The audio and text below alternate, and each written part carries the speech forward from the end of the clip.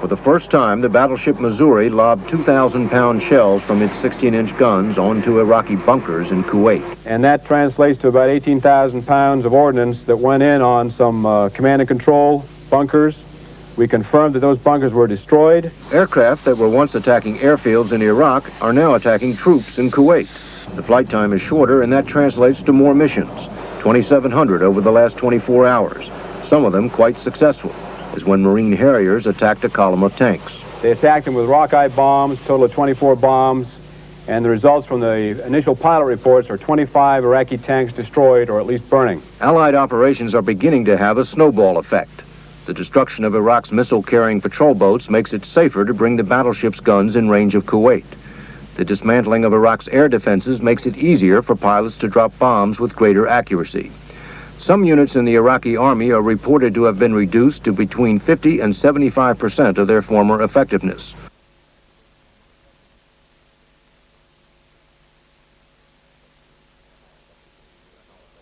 How effective those units are until we see them actually come out and engage.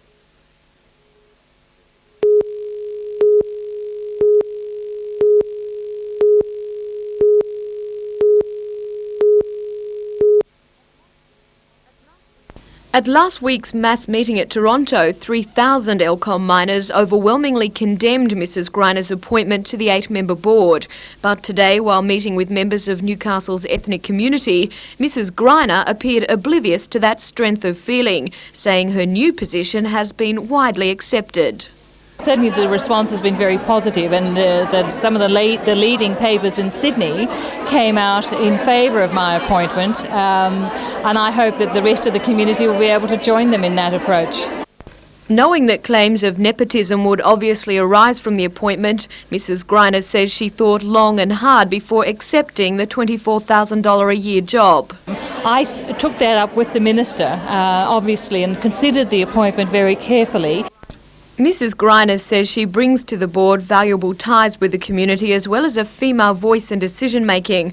But in retrospect, she admits the timing of her appointment may have been politically unwise. I would hope that there wouldn't be political fallout, because obviously that's a concern to me. I don't want to be a burden to Nick at all. Also at today's function, the announcement of the new Ethnic Affairs Commissioner for Newcastle. Mrs Ching Ma Chit takes over from Violetta Walsh, who recently stood down after 5 years in the job.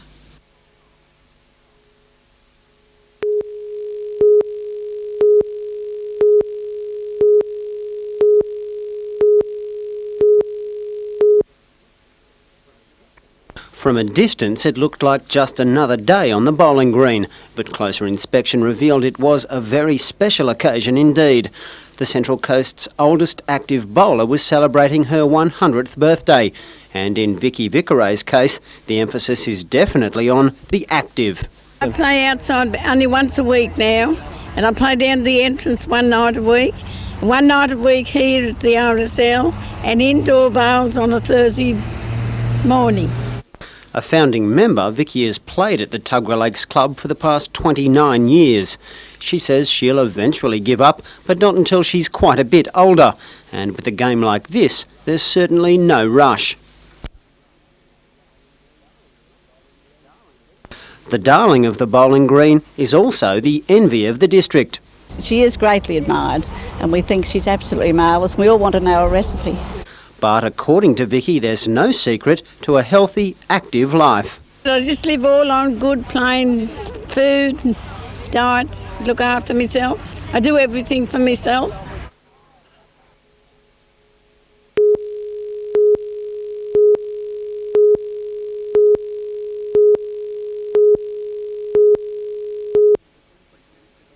Police Minister Ted Pickering has launched a dollar and cents investigation into the Police Rescue Squad's operation and effectiveness, and early findings indicate its days could be numbered. The 16 members could go back on the beat, its equipment and vehicles distributed among other emergency response teams. I'd certainly miss the police as rescue operators. I'd certainly be disappointed to see them lose that role.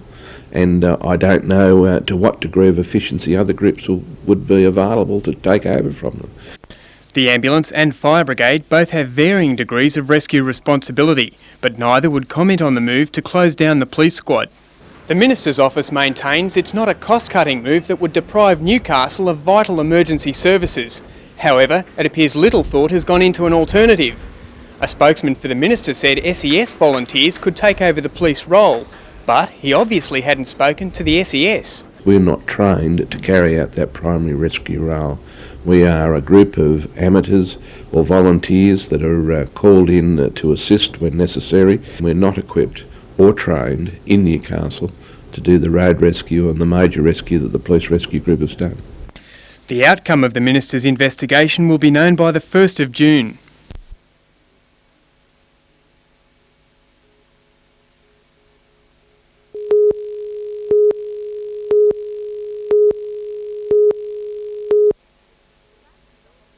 Plans for the hospice have been on the drawing board since the 1989 NBN Telethon, where the people of Newcastle and the Hunter region generously gave $1.4 million to the Mortar Hospital's oncology unit.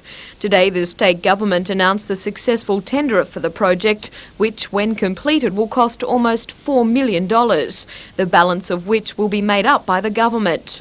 Kempsey company Lay Constructions will begin work on the project within 3 weeks.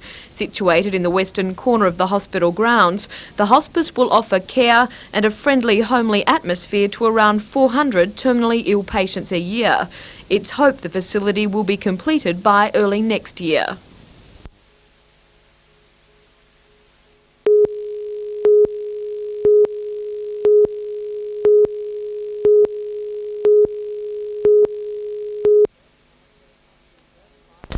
The first fires broke out just after lunch. Fueled by a light breeze, they spread quickly, threatening factories in the Western Industrial Estate. Of most concern was the Elgas depot, where firemen fought to keep the flames from the perimeter fence. 50 firemen, including volunteers from nearby bushfire brigades, were kept busy all afternoon as spot fires erupted throughout surrounding bushland. By 4 o'clock, the fires were under control. Police were called in to help direct traffic away from the trouble spots, and motorists have been advised to avoid Western this evening as dense smoke is affecting visibility. Rebecca Skinner, NBN News.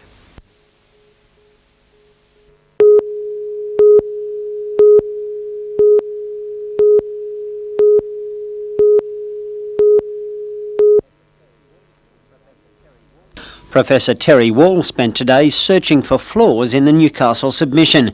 He found none. Certainly Newcastle University is the best coal university in Australia. We had CSIRO, which is the best scientific laboratory, and the Electricity Commission, which is the major user of coal in Australia. The university already spends hundreds of thousands of dollars each year on coal research. Federal assistance would have seen the establishment of a new research centre on campus and given the university access to the most sophisticated laboratories in the country. The government's decision hinders a project that sought to clean up one of the country's biggest and most hazardous industries. But that's a challenge. Coal certainly is associated with pollution, and also coal produces more carbon dioxide as a greenhouse gas, which you realise, per unit of electricity that you generate using current technology.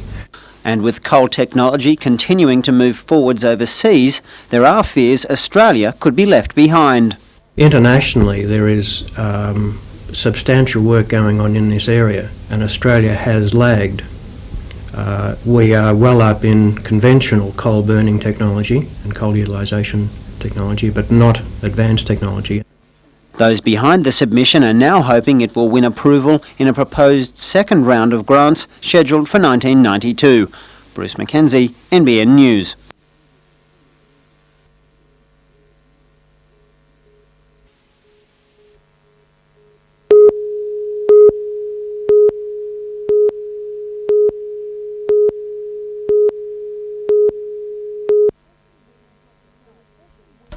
The recession we had to have is being felt in most industries, and tourism is no exception. The Cessnock Information Centre recorded a 5% decrease in tourist numbers last year. While that figure was not alarming in itself, it represented the beginning of a trend that has continued into 1991. This January, the numbers of visitors were down 25% on this time last year. It's hard when you're looking at different financial forecasts who to believe, but it's not going to be a very big year as far as tourism goes. The drop in tourist numbers is being felt at the smaller vineyards, which rely heavily on cellar door sales. People were slow to pay bills, and that created pressure in terms of running a business with the cash flow pressures that any small business has. But while small operators are reluctant to admit the extent to which they've been affected, the Hunter Valley Wine Society agrees it's been an extremely slow year thus far. A spokesman said the Society's wine sales have dropped by 30% in what he says is a traditionally busy time after Boxing Day.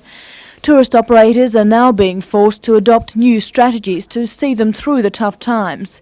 In November last year, Pepper's Guest House at Becolban recorded a 15% drop in occupancy rates. But after a vigorous marketing campaign, this year is looking stronger. In January, occupancy was as good as last year, and bookings for February are better. General Manager Ken Hunt says that as the Gulf War progresses, more holidaymakers are reconsidering overseas trips and staying closer to home.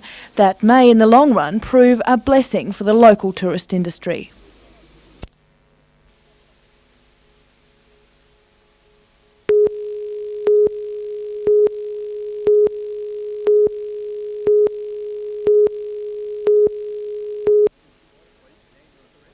The police and ambulance rescue squads currently share the role of Newcastle's first call emergency services. But Police Minister Pickering's investigation into the effectiveness of the police rescue squad has thrown its future into doubt. Little thought has gone into an alternative. If the police rescue squad is disbanded, some of its tasks such as search and scientific work could not be met by existing groups. The ambulance officers do not support the disbanding of the police rescue unit, but if that occurs, it must be made quite clear to the people of the Hunter Valley that there is a dedicated rescue unit in the ambulance service with dedicated and professional officers ready to fulfil that void that will be left if and when the police rescue unit is disbanded.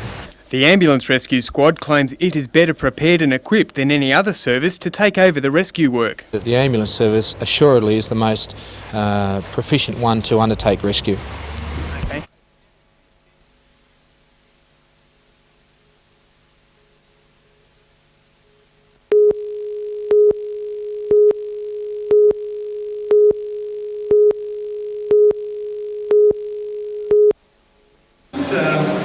Is the Cosmos to reappoint?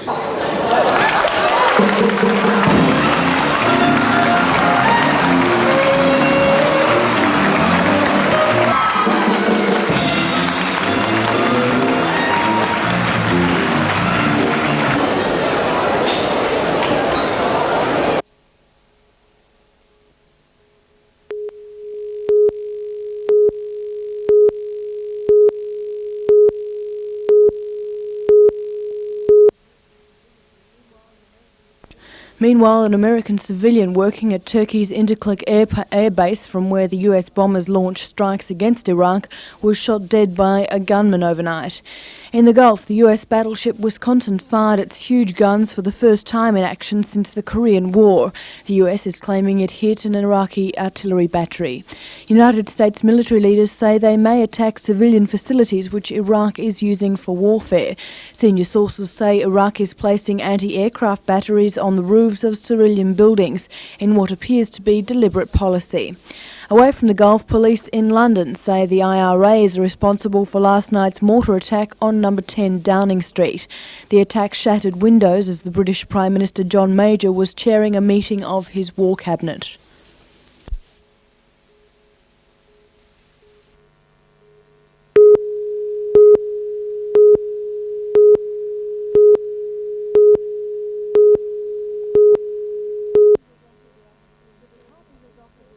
The department has offered the after-school care centre spare classrooms at other schools, including Islington and Kotara, as an alternative to a room in the nearby Assembly Hall.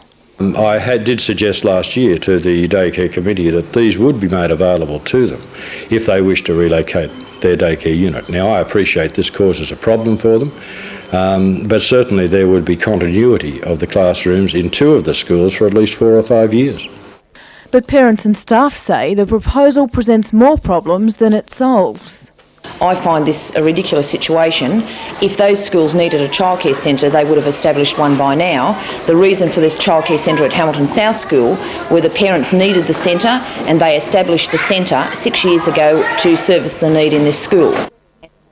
The building is destined for Trundle in the far west of the state to house correspondence and School of the Air facilities.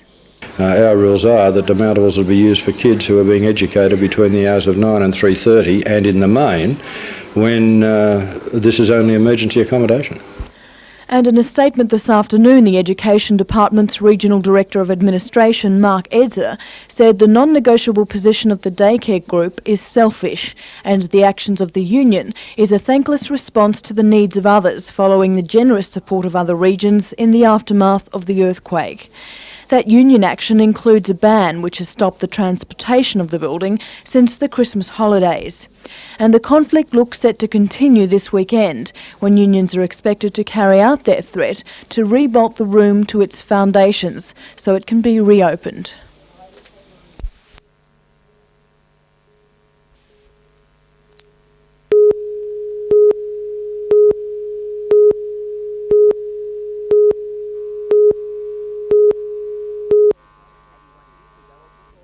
"81 years ago, a football club called Central Charlestown joined the Newcastle competition in a bold bid to spread the rugby league word south of the city. Since then, the club has had its ups and downs, but in that time has produced 3 Australian representatives in Wally Prigg, the Little Master Clive Churchill and the latest kangaroo Mark Sargent. Today, the club took a new direction.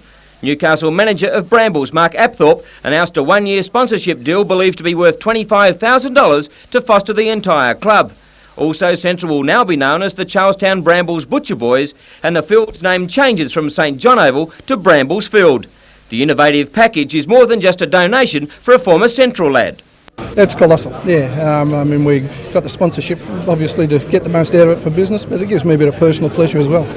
There's no doubt that the Newcastle Knights need the local competition to grow in stature, and a former Butcher Boy can see big improvements for his old club this year. The Central Club, you know, they've been a bit quiet for a couple of years, and with a good sponsor like Brambles behind them and a few good acquisitions in playing staff, hopefully the club will go ahead and leaps and bounds. Last season, the Butcher Boys finished with 14 points and at times showed glimpses of improvement. This year could be the big one. I think 91 will be a fair year for Central because we've put in the work, we've built up our forward strength, we've brought some good players. Some good young players have came here.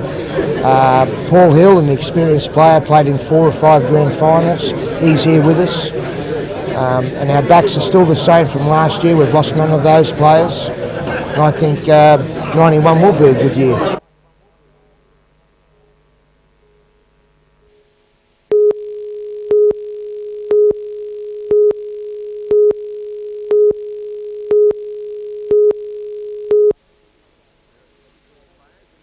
There are 64 players in the knockout tournament being played over the next 2 weekends.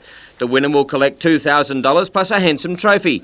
Today and tomorrow sees the first round played, with a second round and final scheduled for the 16th and 17th. There were no real surprises today, with the number 1 seed Alan McIntosh from Cahaiba winning his match in straight frames, but the Colin Ancliffe win over A-grader John Burt was an upset.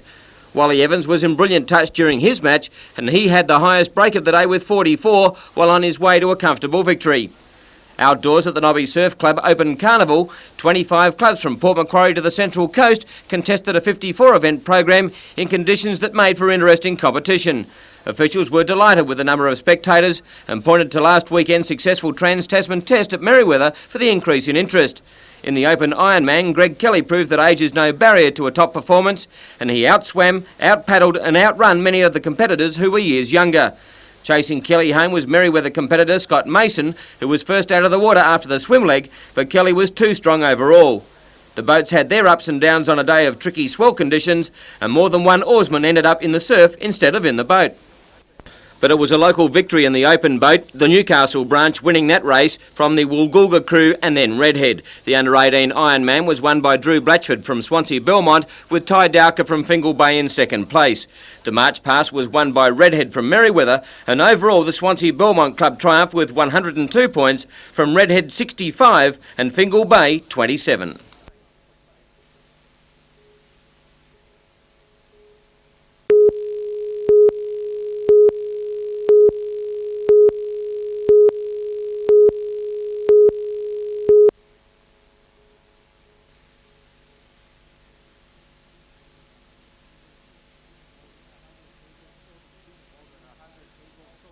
More than 100 people saw the beginning, a new phase for the old Victorian building.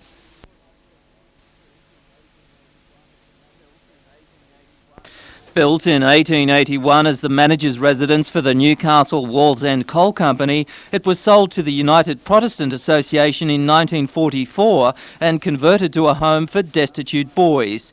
Now surrounded by a retirement village, Woodlands House has been refurbished again, this time as a community centre for pensioners.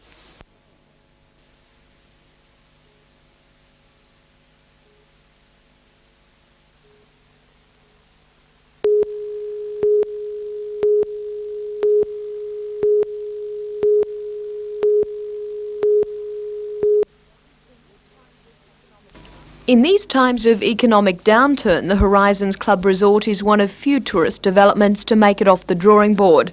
The resort was originally proposed 3.5 years ago, but it's only now that finance for the $120 million project has been approved.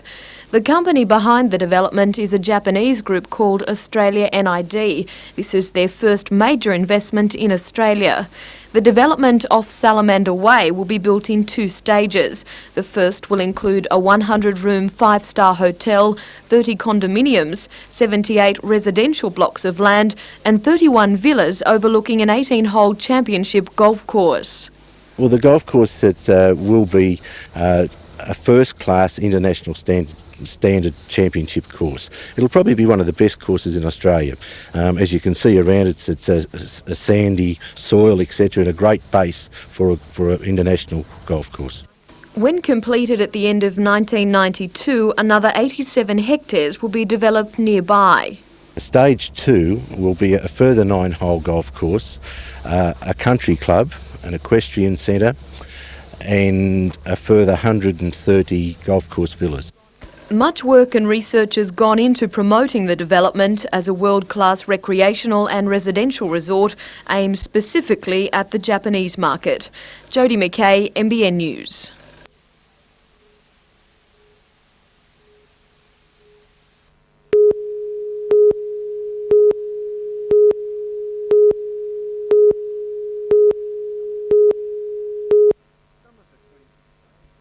Some of the 26 players faced a school assembly today. For many, it was a final farewell with their HSC exams and a World Football Tour behind them. Their first victory was against an oversized American university side in Florida. You might play individuals who were bigger than them, but the whole side was just awesome. They were massive. And the bloke I played against, I couldn't believe when I rolled up on the bus and saw the size of him. He had the big Gruntsman beard and he was horrendous. The whole side didn't want to play them when we first got there. They were that big. They managed to win anyway, so that was tremendous.